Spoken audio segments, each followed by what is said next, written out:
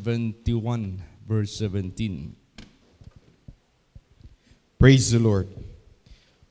O God, thou hast taught me from my youth, and hitherto have I declared thy wondrous works.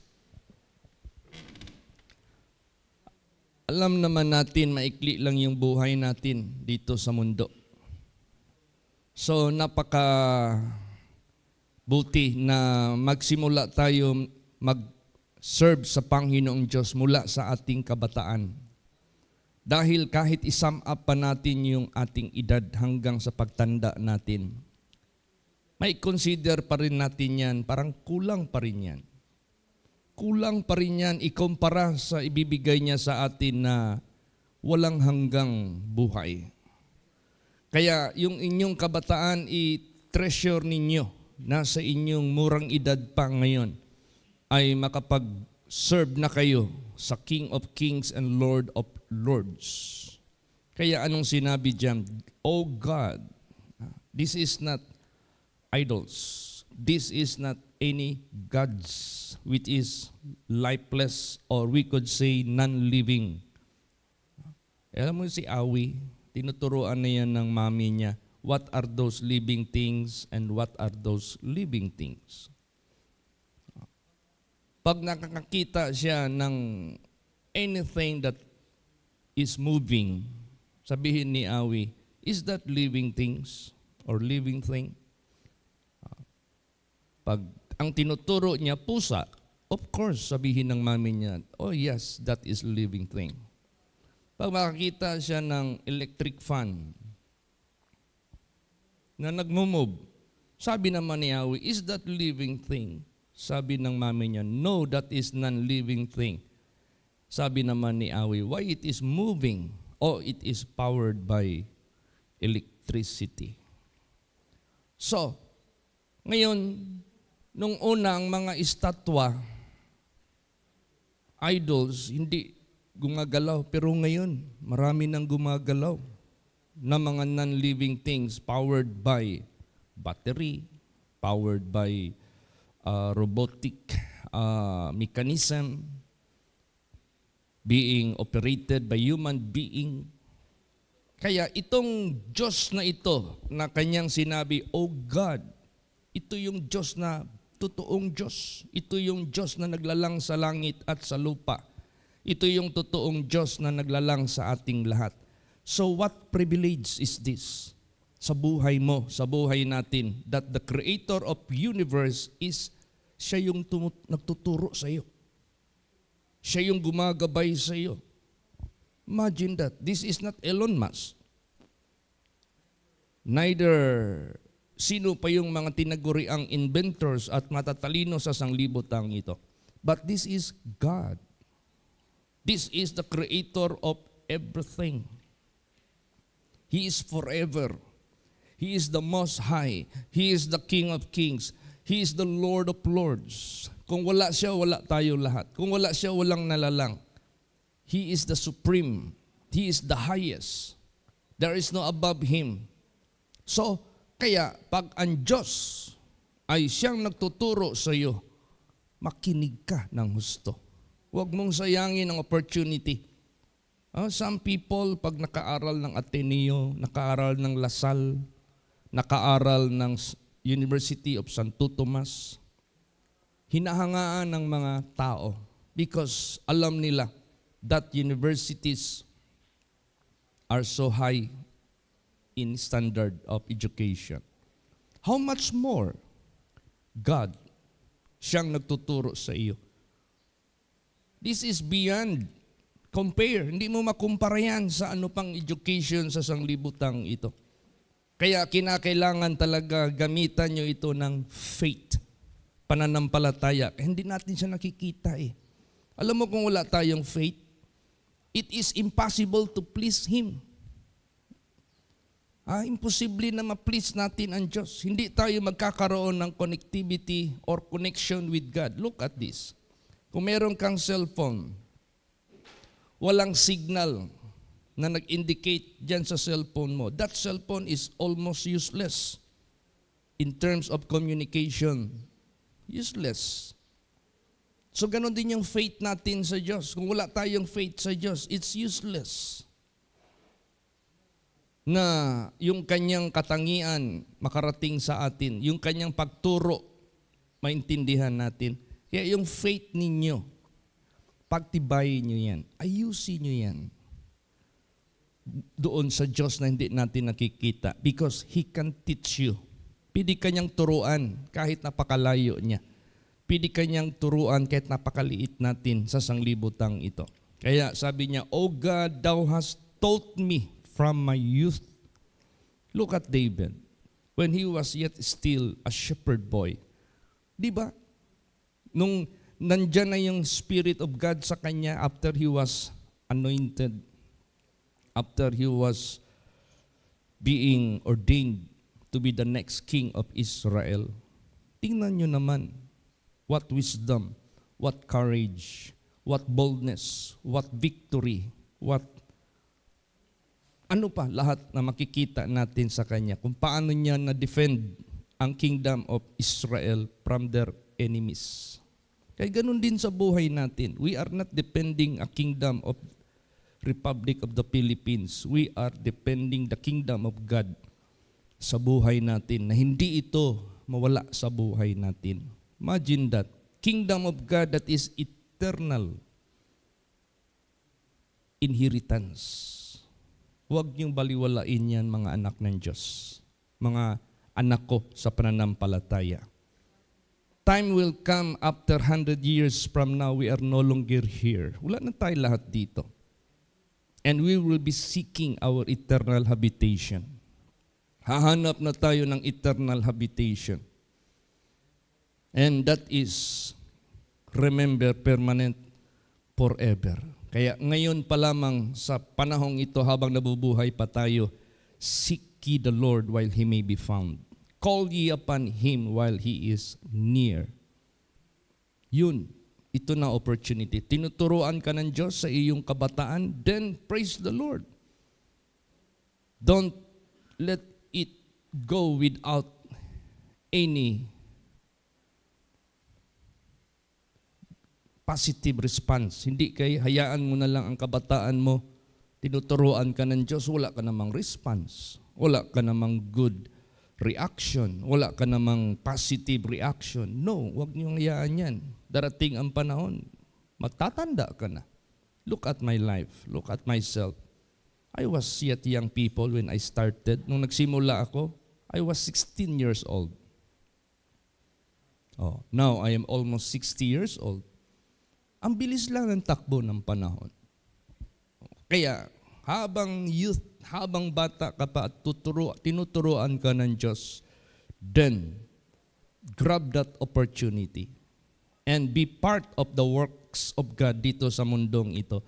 You know, pag ikaw ay nag-serve sa Diyos ng buong puso, by faith, you know, if you serve God, you love Him, kahit di mo siya nakikita, you are obeying His commandments, unlimited opportunity yan sa buhay natin. Unlimited opportunity ang ibibigay ng Diyos sa bawat isa sa inyo. Maybe, paggamit ng Diyos sa inyo, it will make history of the world. Tingnan mo. Joshua, naging history. Ang sun at saka moon did stop from its moving. That is history. Moses, the Red Sea was divided into two parts. That is history. Shadrach, Meshach, Abednego, tinapon doon sa fiery furnace. Hindi nasunog. That is history. Daniel, tinapon din doon sa lion's den. Hindi man lang nakagat. That is history. Praise the Lord.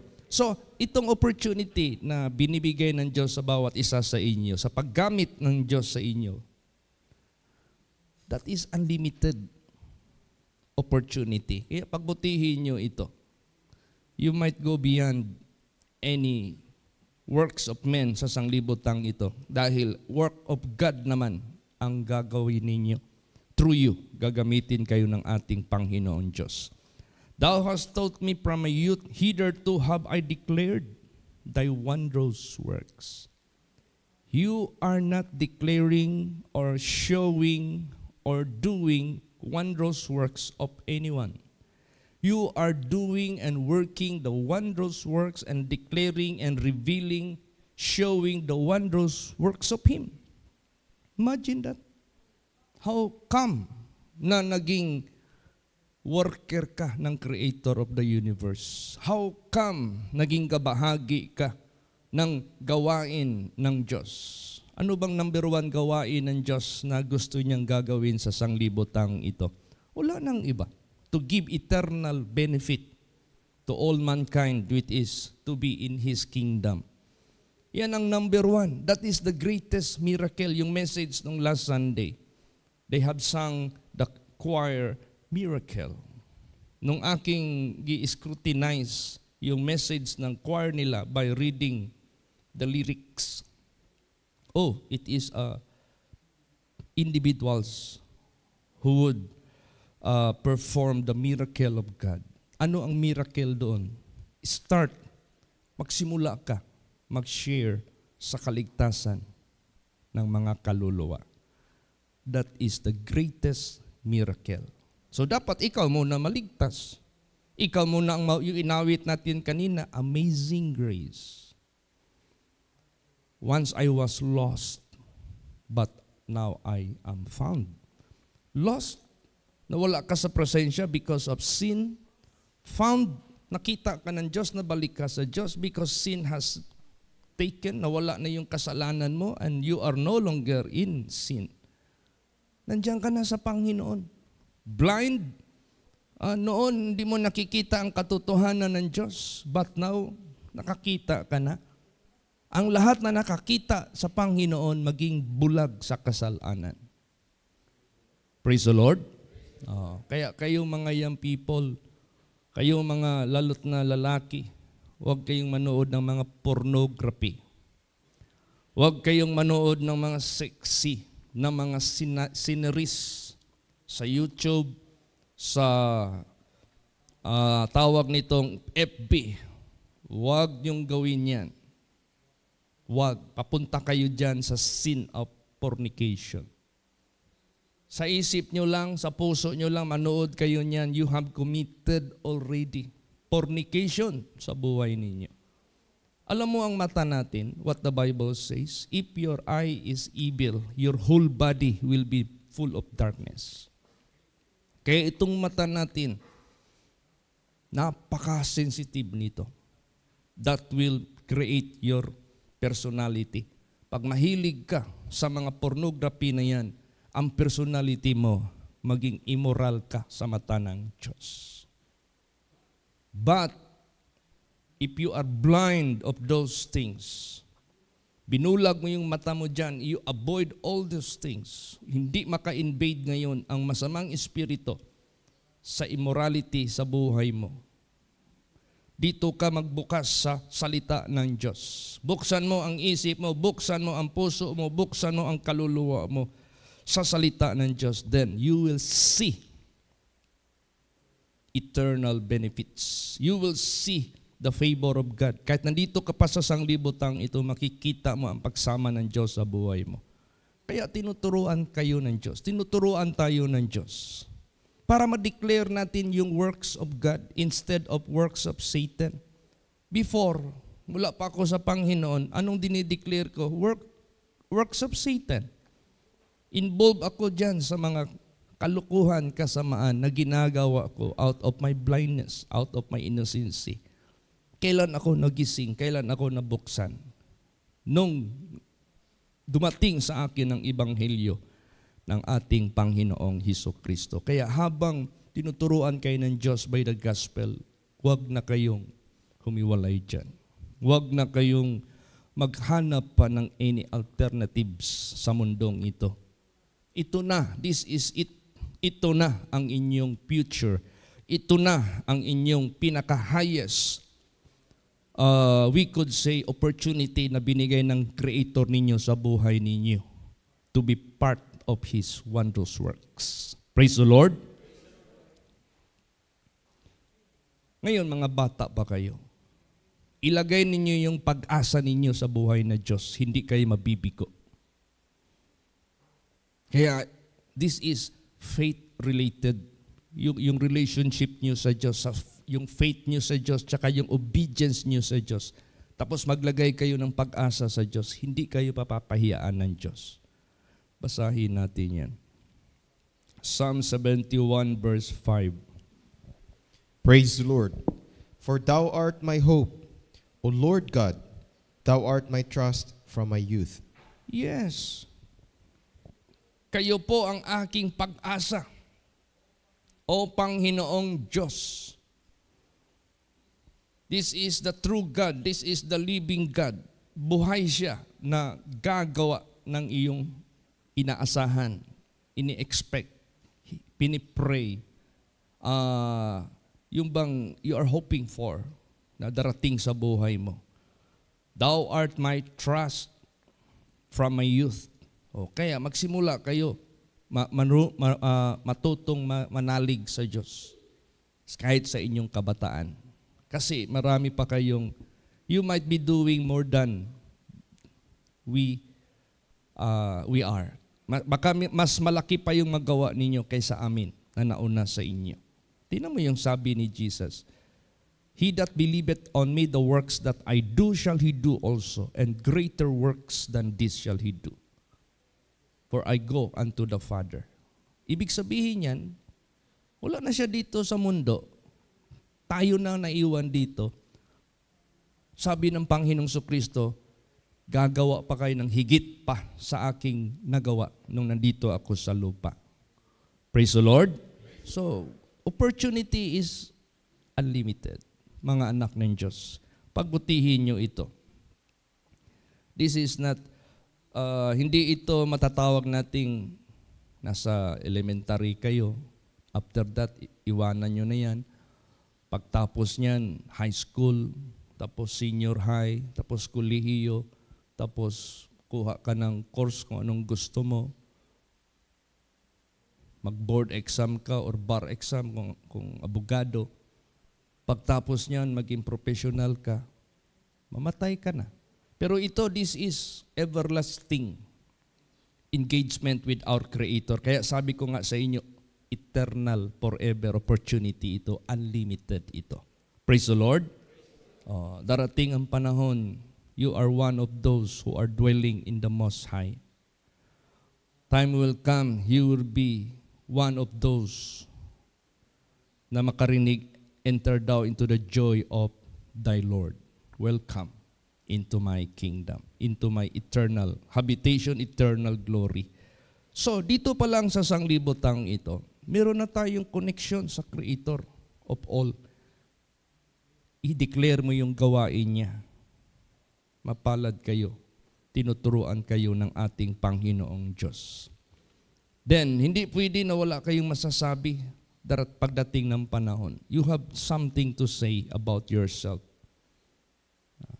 Yung testimony ba? Life testimony. Hindi pwede na wala kayong testimony.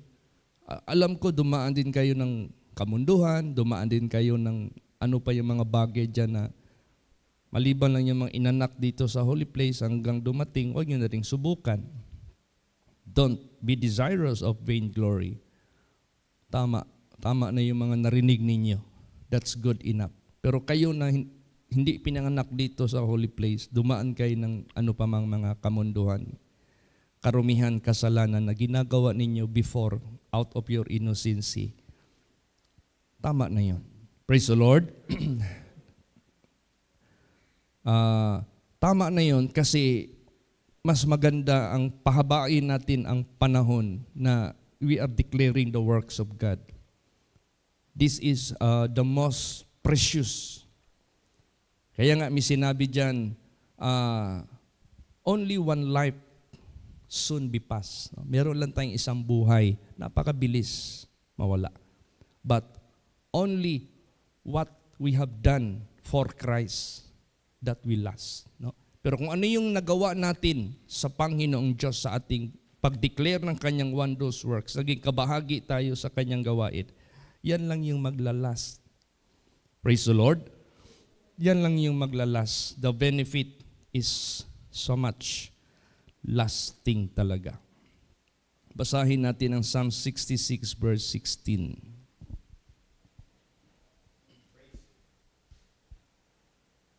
Praise the Lord. Come and hear, all ye that fear God, and I will declare what He hath done for my soul. Yan. Sino itong mitakot sa Panginoong Diyos? These are the converts. Ito na yung na-convert. From sin to righteousness, from darkness to light. Kayo, mga converts kayo ng Panginoong Diyos. Nandito kayo. May takot na kayo sa Panginoong Diyos. May faith na kayo sa ating Panginoong Diyos. Dagdagan pa yan ng ating Panginoong Diyos sa mga testimonies ng mga nauna sa inyo. Come and hear, all ye that fear God. Kayo may takot sa Panginoong Diyos. I will declare what He hath done for my soul. Idideklara ko sa inyo, ihahayag ko sa inyo anong ginawa niya sa kaluluwa ko. Kayo, ganun sa buhay ninyo, meron kayong life testimony. Meron kayong buhay na magandang testimonyo sa Panginoong Diyos. Praise the Lord. Pwede nyo yung i-share sa iba. Tingnan mo si David. Naalala nyo yung naghamon si Goliath? Nanghagit na si Goliath. Meron pa siyang daladalang spokesperson. Sabi na kanyang spokesperson na, Israel, select one person to fight our champion, Goliath. Pumili kayo dyan ng pinakamalakas ninyo na makikipagpunyagi sa aming champion na si Goliath. Pag kami ang inyong matalo, kami ay maging alipin na ninyo. Pag siya ang aming matatalo, kayo ang aming alipin. Imagine that. Kaya itong pakikibaka natin dito sa mundo, this is very significant and very most vital or important na pakikibaka. Kasi pag natalo tayo ni Satanas, forever na tayong maging alipin niya sa impyerno. Pag natalo naman natin ang dyablo, forever natin siyang maging under sa ating mga paa. They are no longer powerful against us. We are saved forever and ever. Yan ang pinaka-importante. Kaya ito si David, i-declare niya kung anong ginawa ng Diyos sa buhay niya. Ano palang ginawa ng Diyos sa buhay niya? What testimony David has? Anong meron? Di ba? Si King Saul at that time, nung naghamon si Goliath, wala na yung Spirit of God sa kanya. Departed already. Nandoon na sa buhay ni David. Kaya importante sa buhay natin, para maharap natin lahat ng challenges sa buhay natin, kahit dambuhala pa sila ng mga challenges. Kaya nating harapin yan if you have the Spirit of God. Praise the Lord. So, paano natin makamit yung Spirit of God? Can we go to universities that will teach us how to possess the Spirit of God? No, that is not being taught in any universities. Dito lang yan tinuturo sa salita ng Diyos.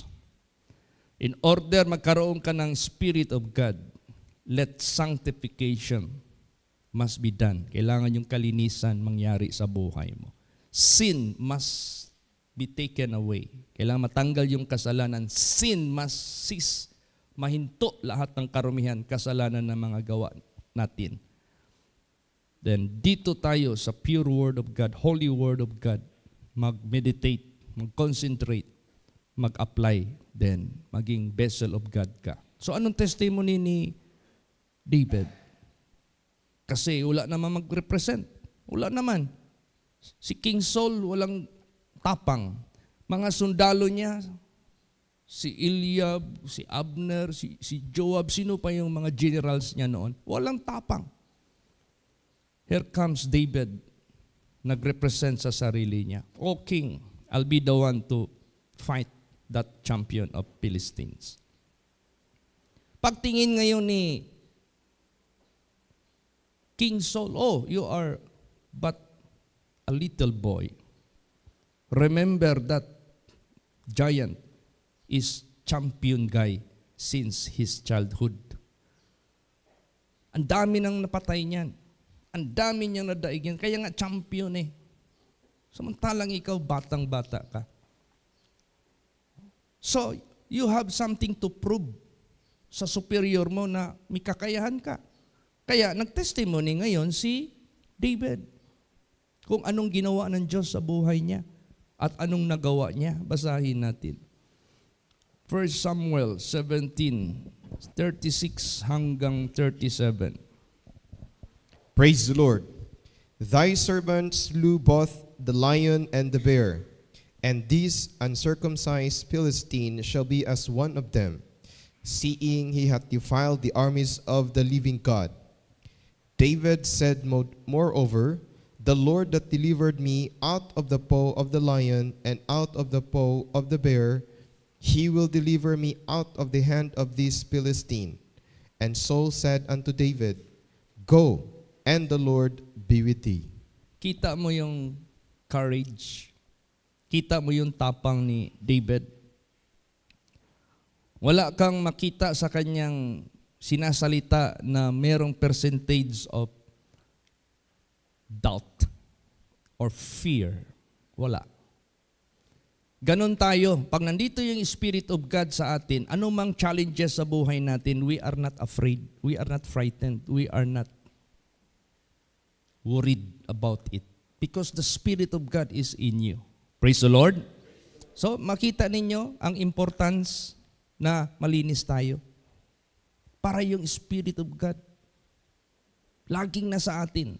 God is with us. Wala siyang takot. Tapos sabi niya dito, thy servant, yung iyong alipin, pinatay ko ang dalawa, leon at saka yung uso, yung bear. Itong uncircumcised na Philistine, isali ko na siya kasama nila. Dahil hinahamon niya ang Diyos natin. Ang Panginoon, ito na yung testimony niya, what the Lord hath done in his soul. The Lord hath delivered me. See, ang Panginoong Diyos ang nagligtas sa kanya. It is not by his own might, hindi sa kanyang kalakasan, hindi sa kanyang kapangyarihan, hindi sa kanyang tapang, but it is the Lord na nag-deliver sa kanya. Yun na yung testimony niya, what the Lord hath made, what the Lord hath done to my soul. This is personal testimony. Out of the paw of the bear, he will deliver me out of the hand of this Philistine. See? Di ba? Alam nyo naman, bata pa kayo, alam nyo naman siguro yung story ni David tsaka ni Goliath. Oh. Joy, ilang bala ang ginamit ni David bago niya napatumba si Goliath? Joy, ha? Isa. Hindi ka na magdadalawa pa. The hope na binigay ng Diyos sa atin, hindi tsamba. Hindi pacham. It is certain. Remember that. Praise the Lord. So, ilang bato ang kinuha ni David from the brooks? Philip. Ha? Okay, magtingin sa kasama ninyo. Hans, pila ka bato Hans ang gikuha ni David dito sa suba nga gamay? Ha? 5, correct. Hindi nyo ba alam that 5 stones indicates 5 giants? Isa dyan si Goliath. Sa buong buhay ni David, 5 lahat ang giants ang napatumba niya under his command. Kaya sa buhay ninyo, you might be doing more than that. But we are no longer fighting flesh and blood, but we are fighting against more than flesh and blood. Principalities, rulers of darkness in high places. Yan ang ating hinaharap na nag-deceive sa buong mundong ito sa mga tao. He is a champion like Goliath, champion deceiver. And yet, pag natumba mo sila, sa buhay mo, hindi sila nanaig, then may opportunity ka to help others. Praise the Lord. May oportunidad ka mag-save ng iba, mag-rescue ng iba. First, your family, Acts 16:31. Then the rest na yan. Kung sino yung within your reach, yung kaya mong abutin. Kaya, si Paul, meron din siyang life testimony. Anong life testimony ni Paul? Sabi ni Paul, I am not supposed to be worthy to be counted as one of the apostles because Paul said, I have persecuted the church. Hindi ako karapat-dapat tawagin na kasama sa mga apostles dahil inusig ko ang simbahan, inusig ko ang mga Christians, inusig ko ang mga believers of Jesus. Pero anong sabi niya? Ngayon, you might not doing well for the past, but wag niyong i-miss, wag niyong i-belittle, wag niyong maliitin ang Diyos sa buhay ninyo. You might be doing much, much more better kaysa ibang mga tao sa mundong ito. Si Paul, yan ang nangyari sa kanya. Basahin natin yan. 1 Corinthians 15:8-10. Praise the Lord. And last of all, he was seen of me also, as of one born out of due time. For I am the least of the apostles, that am not meet to be called an apostle, because I persecuted the church of God. But by the grace of God, I am what I am, and his grace which was bestowed upon me was not in vain, but I labored more abundantly than they all. Yet not I, but the grace of God which was with me. Yes. Kaya nga ang opportunity unlimited. You might be doing more than what I have done in the Lord. Praise the Lord. Unlimited yan eh. Ang opportunity na magawa mo pag nandiyan ka sa Panginoong Diyos. So yan ang dalangin natin. No? Itong spiritual youth camp na ito, this is not just for to find a friends. This is not just to mingle with members of the Young People Society in the HPIM from other congregation. That is not just like that. This spiritual youth camp is equipping you to be the servants of God, that someday you will be declaring na maghahayag kayo ng works of the Lord sa mundong ito. Yan ang pinaka-objective. Kaya yung ating theme, Psalms 119 verse 9 and 10, kaya bang maglinis ang binata? Kaya ba siyang gamitin ng Diyos? Kaya ba siyang sisidlan ng banal na Espiritu? Yea, by taking heed thereunto according unto thy word. Posible pag ikaw ay nagbantay ng husto sa kanyang salita. Now, how you deal it? Paano mo nyo i-deal? Kailangan wholehearted. Mamaya meron tayong Bible study niyan para maintindihan nyo ng husto na malaking oportunidad dumating sa buhay nyo na one of these days, manggagawa kayo ng Diyos lahat. Praise the Lord. Hindi kayo manggagawa ng dyablo. Hindi kayo manggagawa ng kadiliman dahil gumagawa kayo ng masama.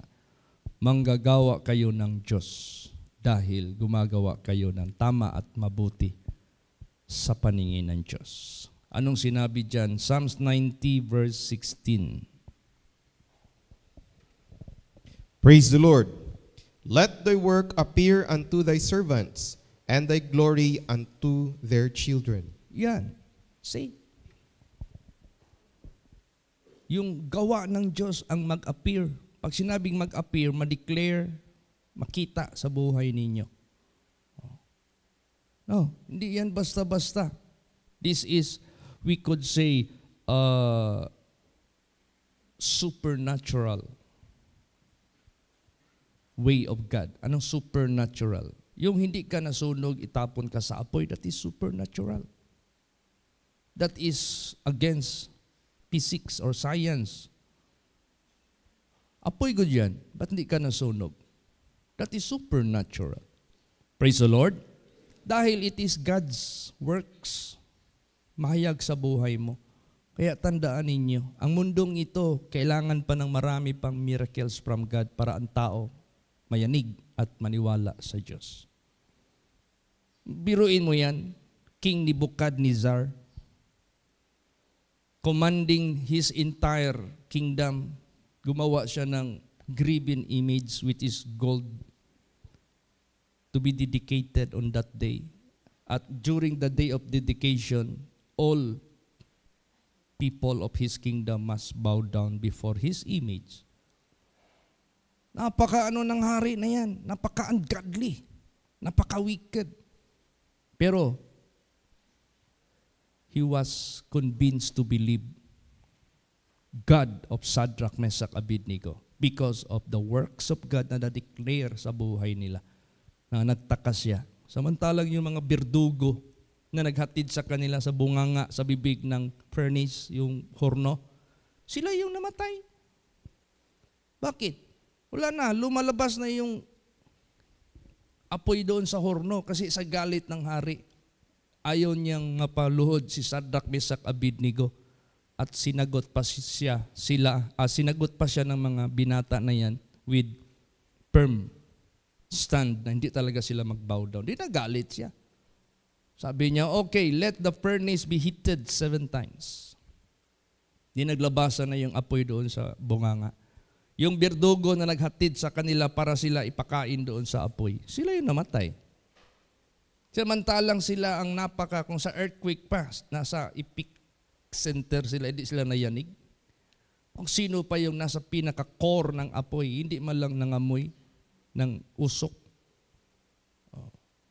So, ang works of God na declared sa buhay nila, the hardest, matawag nating hari na yan na napakatigas, lumambot. Praise the Lord. Ganun din sa buhay ninyo. Walang imposible sa ating Panginoong Diyos. Maniwala lang kayo. This is unlimited opportunity. So, kailangan yung gawa ng Diyos. Ano pa? Hindi lang si Paul ang may testimony sa buhay niya. Hindi lang si David ang may testimony sa buhay niya. Even their parents before, yung mga magulang nila noon, ang dami nilang testimonies. Basahin natin yan. Psalms 44 verse 1. Praise the Lord. We have heard with our ears, O God. Our fathers have told us what work thou didst in their days, in the times of old. Yan, narinig ng aming mga pakinig o ng aming mga tainga o nadungog namo sa among mga dalunggan. O Diyos, ang among mga amahan, ang among mga ancestors na nagsulti, nag-istorya namo. What work thou didst in their days. See? Lahat ng mga believers, lahat ng mga faithful children of God, from the beginning until the end, even this present time, hindi mahinto yung works of God na kikilos sa buhay nila. Amen? Praise the Lord. Pag nakinig kayo ng mga dapat niyong mapakinggan, huwag kayong maging dull in hearing. You know what dull is? Kita na kayo ng manika. Itayo niyo yan sa harapan niyo. Gamit kayo ng microphone, ano nyo sa tainga, meron bang reaction? Dull nga eh. Kaya huwag kayong maging dull in hearing. Hindi kayo nakikinig kayo, parang wala kayong saan-saan yung isip ninyo. Baka nandoon na sa kape, o kaya nandoon sa higaan ninyo na ang sarap balikang higaan, o kaya kung saan-saan yung isip, wandering. Wag. Basta may panahon tayo na makinig ng Word of God, be attentive to hear. Sahurin nyo lahat ito. Praise the Lord. Anyway, hindi man tatagal ng more than an hour yung preachings. Kasi pag maglagpas ka na yan, wala na. Yung mga nakikinig dyan, di na yan May limit lang kasi yung period of time ng tao na paupuin mo, parinigin mo ng anong message mo. Hindi na yan dapat mag-exceed ng 1 hour. Kaya within that limited time, huwag niyong sayangan. Praise the Lord. Last verse, Joshua 23:14. Si Joshua naman ito. Sige. Praise the Lord. And behold, this day I am going the way of all the earth, and ye know in all your hearts and in all your souls that not one thing hath failed of all the good things which the Lord your God spake concerning you. All are come to pass unto you, and not one thing hath failed thereof. Ayan, Joshua, paalis na ako sa mundong ito. Mahawa na ko, mulakaw na ko, mupanaw da ako. Mag-alis na ako. Alam ninyo, sa bawat puso ninyo at ng inyong kaluluwa, na walang isa na nabigo na mga mabubuting bagay na sinalita ng Diyos para sa inyo. Lahat ito nangyari at walang isa mang nabigo. Kaya itong mga nagrinig ninyo ngayon, walang isa dyan mag-fail. Hindi ito, tawag niyan, ulog-ulog. Anong ulog-ulog? Flatteries. Hindi ito just to make you interest. No, this is real. Lahat ng mga pangako ng Diyos, walang isa dyan hindi matupad. Lahat matupad dyan. Kaya pagbutihin nyo ng husto ito. Praise the Lord. Huwag nyo talagang sayangan. That is what I have experienced in my life. Ganon din sa buhay ninyo. Kaya may God bless. Lahat ng activities has meanings. Itong lahat ng itong tinatawag na road to heaven, may meaning yan. Kailangan i-absorb nyo yan. This is not just physical activity without any inner benefits. Merong mga benepisyo yan. Mamaya sa Bible study natin, if it is possible, you have make some take notes. No? Mag-take notes kayo. Yung malakas na impact na nangyayari sa kaluluwa ninyo out of these messages, i-take note nyo yan. Yan ang ginagawa ko noon. Kasi I was shapen in worldly world, no? Pagdating ko sa holy place, ano yung narinig ko na may impact sa aking buhay na dapat mabago? Nililista ko yung verse at nililinyahan ko yung verse. Pagdating ko sa bahay, binabasa ko yan uli. Binabasa ko yan. Hindi ko hinihintuan, basahin. Merong isang tao na bumili ng lupa. Bundok kasi taniman niya. Nag-invest talaga siya para magbili ng lupa na malaki, para magtanim. Ang problema ngayon, nag-start na siya mag-till ng ground, magdaro na, puro bato. Puro bato. The entire space na binili niya, yung luna na butay, puro bato. Kaya nagsisi siya. Pumunta siya doon sa downtown, nagkapi-kapi dito niya na nampiling. Nagbahay ba? Dako kaya kung investment, I thought I'll become a grower or magkaroon ako ng plantation ng abaka o kaya kape o kaya kakao o durian, whatever crops. Failure pala. May tao doon hey, why are you so sad? Bakit malungkot ka? Nakabili ako ng lupa. I thought matataniman ko. Hindi pala. Puro pala bato. Sabi naman ng okay, what if kumuha ka ng sample ng bato, dalhin mo dito. Malay mo, precious stones ang nandyan. Nagdala ng sample. Alam mo yung bato, at first glance, pagtingin mo lang parang no value. Pero nung nagdala siya ng sample,